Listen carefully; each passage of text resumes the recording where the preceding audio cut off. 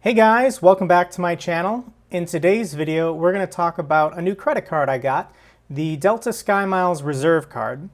And to begin, if you're new to my channel, please consider subscribing. I post weekly about military and finance topics. But today's video, we're going over the Delta SkyMiles Reserve Card. And I want to explain to you how I'm basically going to get $1,360 free towards a trip I'm planning to South Korea next year. I'll first go over the basics of the card, and then I'll show you the math, basically how I got that number. Free money. First of all, there's three cards in the series: the Gold Delta SkyMiles credit card, the Platinum Delta SkyMiles credit card, and then the Delta Reserve. And this is Delta's attempt at like 3 tiers, except they all have annual fees. The lowest one is $0 introductory and then $95 afterwards. The next one is $195, and then the Reserve is actually $450. I don't recommend the first two because as far as like points and rewards, you can do a lot better with other credit cards that either have no annual fee or a slightly higher annual fee, but you get a much greater return. You also don't get a companion certificate or lounge access for the first two, so in my opinion, they're not even worth considering. Now, for the Reserve card, it's the green one. It has a $450 annual fee, and occasionally Delta will do this promotion for bonus miles. I signed up for the card as soon as I saw it, where it's 75,000 miles when you spend $5,000 in the first 3 months. If you check Delta's website right now or American Express's website, you might see their normal promotional rates of 40,000 miles if you spend $3,000 over the first 3 months. This is just a game that these companies play. You're going to have to check back every so often to see when they're going to have this slightly higher promotion.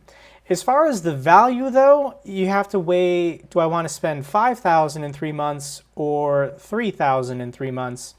You're earning 15 miles per dollar for this limited time offer promotional rate, which once again they'll have on and off, versus 13.3. 13.3 is still excellent. So it might actually be better if you're trying to spend less in 3 months in order to get the sign-up bonus. Now, the rules for chasing sign-up bonuses never carry over a monthly balance. If you use a credit card responsibly, you make money off of that card through cashback, rewards, bonuses. And the credit card still makes money off of you, charging vendors for your business. But as soon as you carry over a balance and you start paying interest, then you're losing money. So don't do that. And that goes hand in hand with number 2. Don't spend money that you weren't already going to spend. For example, I have a trip planned to Toronto soon, and I'm also going back to my hometown of Milwaukee. Plus, I really need to buy some new uniforms. So in my budget over the next 3 months, I knew I was going to spend $5,000 anyways, which is why I decided to get this card. What's good about this card? You get the membership to the Delta Sky Club. And when you're traveling, you just show them your card plus your boarding pass confirming that you have a Delta flight that day. And you can go in, relax. They're usually really nice to hang out in, and you get free food and free alcohol. The second perk is you get your first checked bag free when flying with Delta. You get priority boarding, and you get something called a companion certificate when flying with Delta. And I didn't know what this was, so I had to look it up. But a companion certificate, basically after your first year, when you've paid that first annual fee, you'll get a certificate on your account that will allow you basically to have a +1 on any Delta flight purchase. So if you wanted to fly LA to New York round trip, you could then basically have a companion come with you for free. It's a free flight. Anywhere domestic, round trip.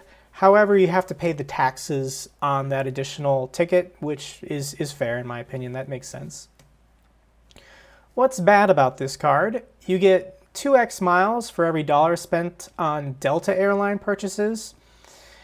If you fly exclusively Delta, perhaps that's good, but there are other cards, better cards, in this tier of credit cards that will give you a better rate on all airline purchases. So I don't really feel like 2x miles on Delta purchases is that worth it. 1x miles on every other dollar spent. At the beginning, they talked something about MQM miles. That actually goes towards like to earn 10,000 MQMs.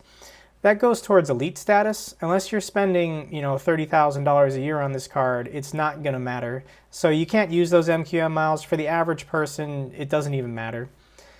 There's no other travel credits offered, and I'll talk about that in a second. The next one is $450 annual fee. It's heavy. It's legit for the average person. I have to make a confession to you. I'm active duty military, and active duty military do not pay annual fees on cards like these if you are with American Express, Chase, or Citi, so that's pretty nice. And bullet 5 is the American Express Platinum. And this is very strange because they're both with American Express.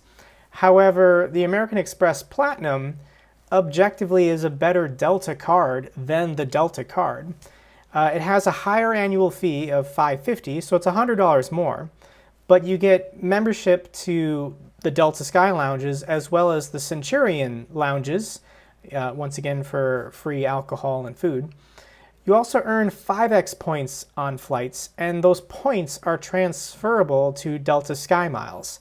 So you would actually be earning more Delta SkyMiles using your American Express Platinum than the Delta card. It's very strange.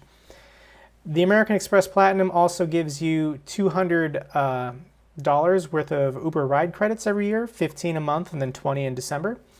You also get $200 airline incidental fee credits.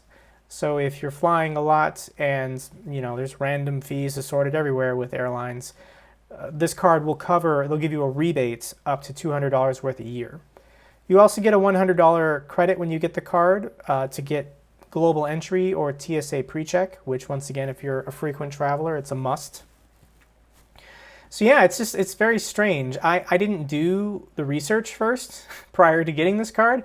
I just saw they had the promotional sign up and I jumped on it.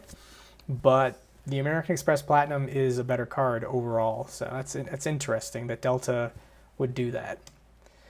Now, I want to explain the math to you of how I got $1,360 worth of free money towards a flight next year. And I have screenshots from Delta's website. This is for a round trip ticket from Minneapolis, which is where I'd be flying out of, from Minneapolis to Seoul. And the ticket cost for next spring is $1,537. It's a 13-hour flight. The mileage cost is $89,500. Now the mileage cost varies if it's a weekend versus a holiday versus the summer versus when you're trying to go. So I picked a weekday, a Tuesday in the spring just to see what the lowest mileage cost would be for me. And I have flexibility in my schedule. I can fly in and out on weekdays, thankfully. To figure out the value of that sign-up bonus, you would take the dollar amount of the flight divided by the mileage cost, and that kind of gives you your conversion rate.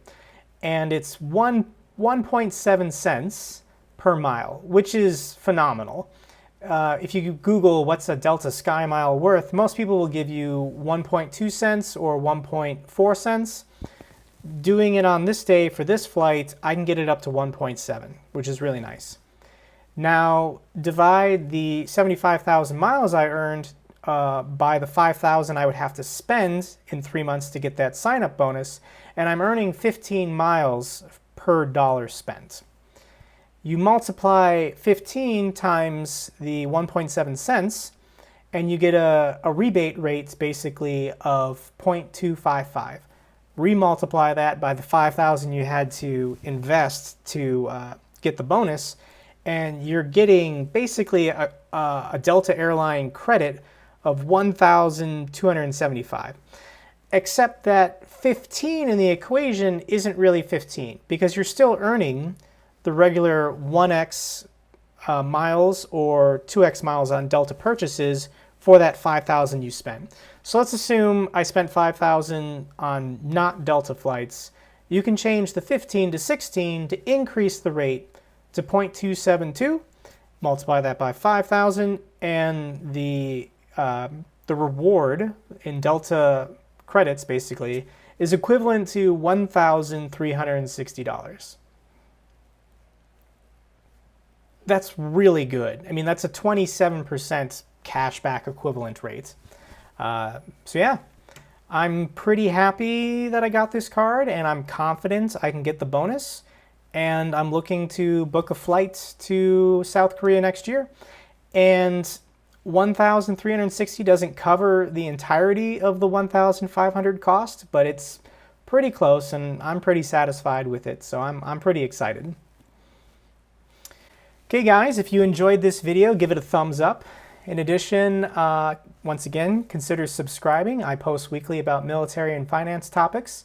If you enjoyed this video, or you caught something that I didn't catch, or you know something I don't know, leave a comment down below. I love hearing from you. I will respond. And until the next time, take care.